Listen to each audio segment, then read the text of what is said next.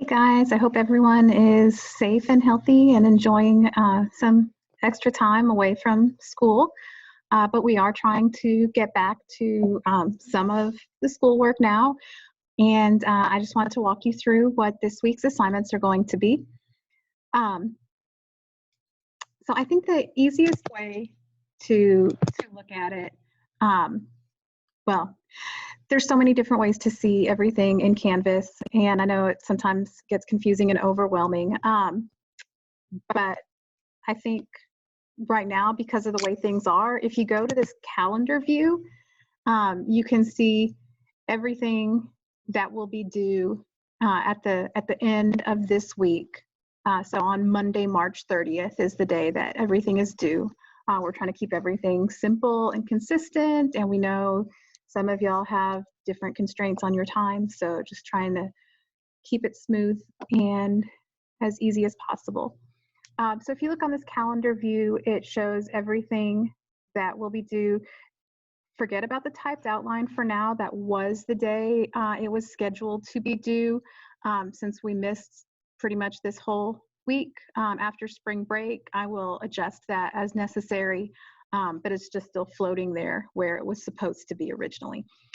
So the things we have a couple of journals, and I tried to keep them pretty simple, but I'll talk through them because I know that's something we like to do at the beginning of class every day. Um,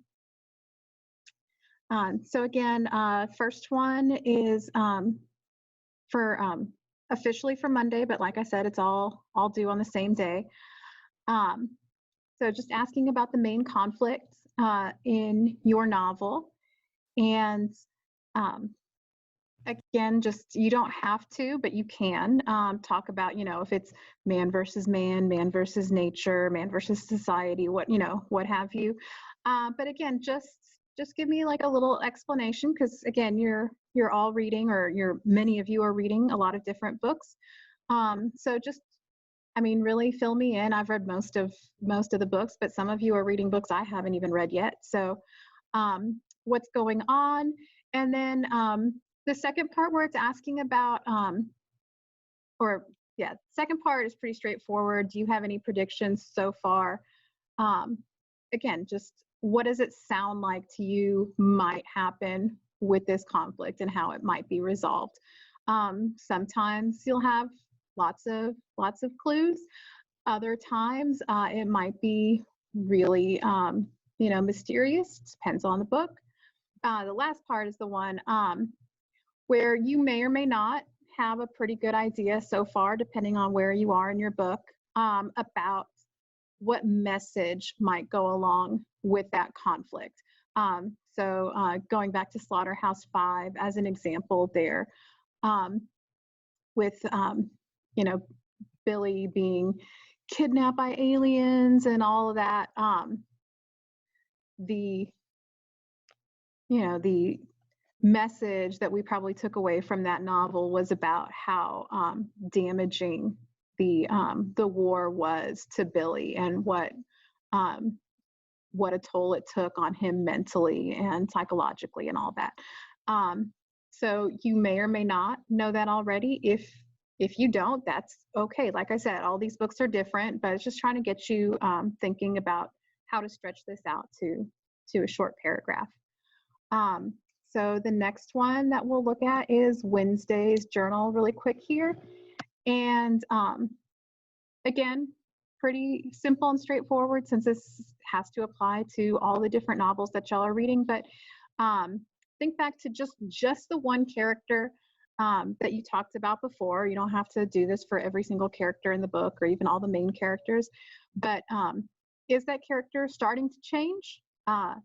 Again, you may or may not have a character that changes a lot. Usually in most novels, the main character tends to grow because of the conflict and everything. But that's not always the way it works. So again, use your gut and use your brain and see what makes sense. So again, as far as what line from the text best shows the character's growth or change, it's not a test to like, oh no, that's not the one that I would have chosen, because again, I'm not giving you multiple choice here like on Star, but I'm just using The Crucible as an example here. I know this was from a long, long time ago, but it's just a good example of big character change. So when we first met Reverend Hale in Act 1 of The Crucible, way back in September, um, he is very confident. He is very proud of himself. And once Act 2 rolls around and he shows up at the proctor's house, it says, specifically, so this is pretty straightforward. He's different now. So he's changed. Your novel might not always be quite that explicit about it, but that's okay. It says he's drawn a little, and there's a quality of deference, even of guilt, about his manner now. So again, the fact that it says he is different now, that'd be pretty solid. But again, it can be more ambiguous than that. It can be an inference that you're making. Like in Act 3, at the very end, when he is fed up with what Deputy Governor Danforth is doing, and that they're believing all these lies that the girls are telling. He says at the end, I denounce these proceedings, I quit this court. And then the stage directions tell us he slams the door to the outside behind him. So again, you could still write there about how much more he is changed at this point, how he is, losing his temper, how he is giving up on what was so important to him before. Okay, so moving on from there, I also have a discussion board post. We're kind of going to ease into using this as an interactive discussion because I know not everybody has the same amount of technological access. But again, I chose a prompt for this one. Like I promised y'all way back when we first started picking out our novels, that it would be something open-ended that we could use to tie the different novels that y'all are reading together.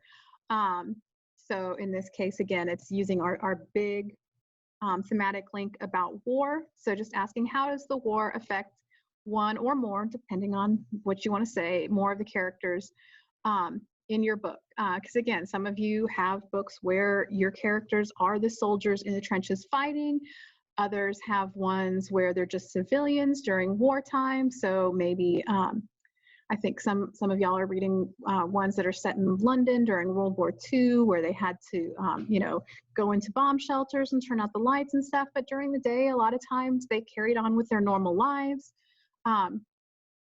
This time the interactive part is extra credit, and then we can see, depending on how long we're doing this type of distance learning and all that, about maybe making it required in the future. But right now, it's extra credit to respond to a classmate, to again kind of look at how that sounds similar or different to what's going on in your novel.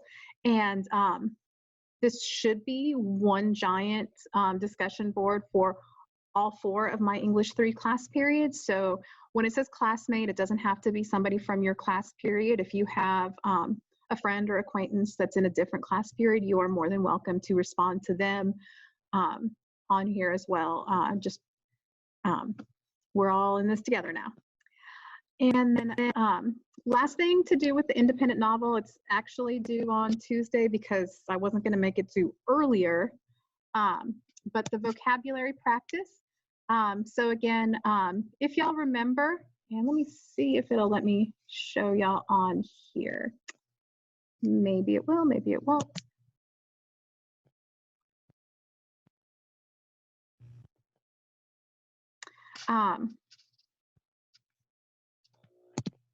If you go to vocabulary.com, you should be able to search for a list for your novel. Some of them will have lots of lists, others may not, depending on how new or new your novel is or how popular it is with teachers and things like that. So I'll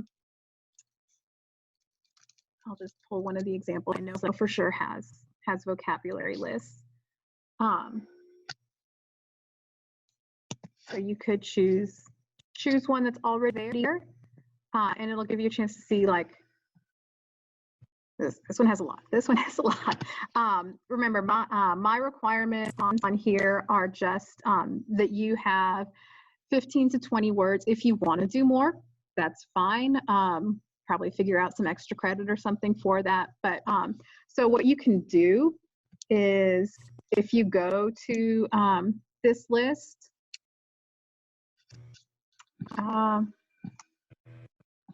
somewhere there's a way. Oh, you can copy the list, and then you can, if you make your own copy of the list, just like when you make a copy of a Google Doc, how you're able to edit your copy then, if you make a copy of the list, then you can take out some of those words. If you decide, I already know that word, I don't need to practice it, or that that's not a word I feel like I'm ever going to need to know again after I read this book. So you can customize the list, or you can create your own list, just finding the words as you go. So go ahead and do that. And because you're all going to be doing different ones that I'm not assigning to you, I will need you to upload the screenshot.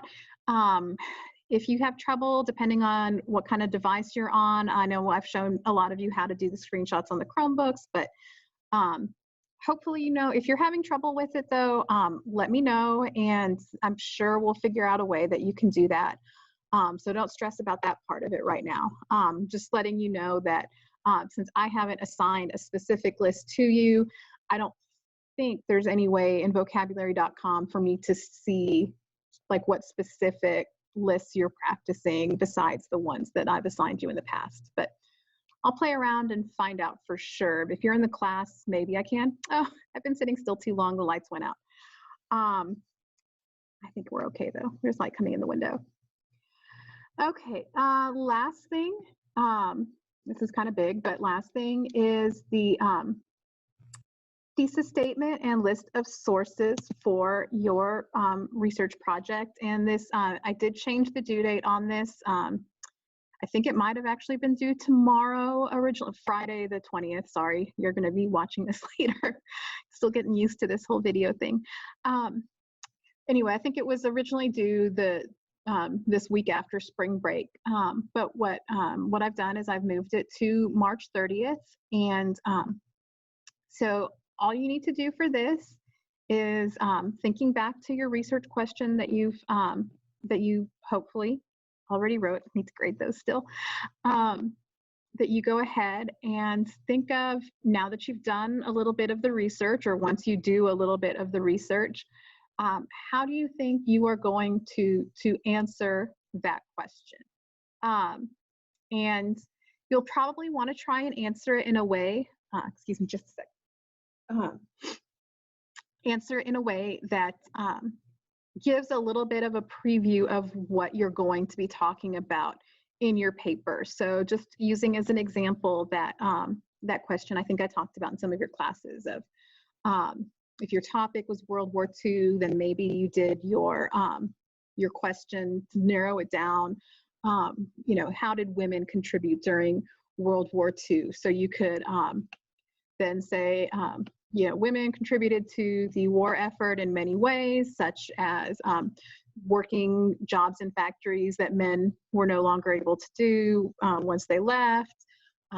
You know, growing victory gardens, doing, you know, there's all sorts of things.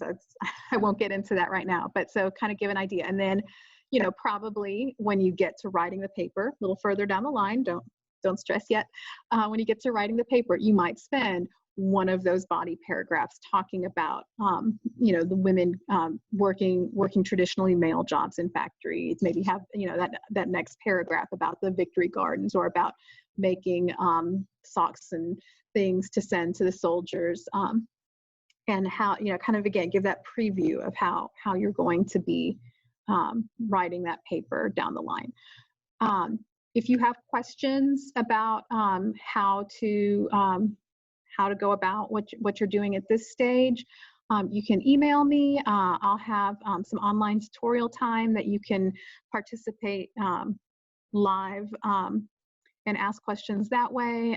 You can call. I've got my number and extension, and it goes to my cell phone now. So even if I'm not at school, you can still reach me Don't call me at midnight, please.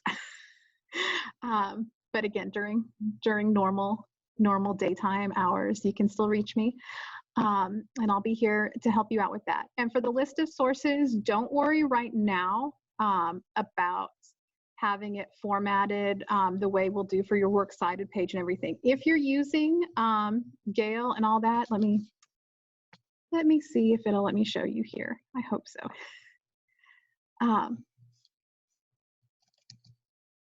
Oh, okay, I won't try and do that right now. I can set up a different video later. But if you're using EBSCO or Gale or any of those library databases, you just muted myself. Fun times. You should be able to copy the citation information straight out of there and just put that in a Google Doc. But if you just, for now, you can just give me the title and the author, and we'll get the formatting and all that later. And I'll have, if we're still doing it this way, video. If we're back in school, we'll talk about it in class. And I think that's all I have for y'all this week. It's, I guess, more than I expected, but we're kind of trying to cram a whole lot into just a little bit here. So like I said, reach out to me if you have any questions or need any help. We'll have paper packets available if things change with devices or internet access. All right. Have a great week and stay safe.